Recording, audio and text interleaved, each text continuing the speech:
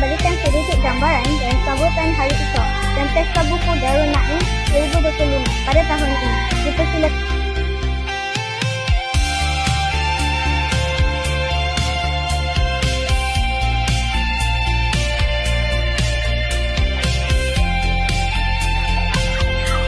Sekarang kita telah menyaksikan acara 4x1 cerita bagi tahap 2 SK Sebelum Kasih. Soalan seterusnya, bagaimanakah suasana dan sambutan perjalanan sepanjang tahun ini? Assalamualaikum dan salam sejahtera. Kita bersama lagi dengan Selimas TV Channel SK Sebelum Kasih. Pada kali ini kita akan mengikuti suasana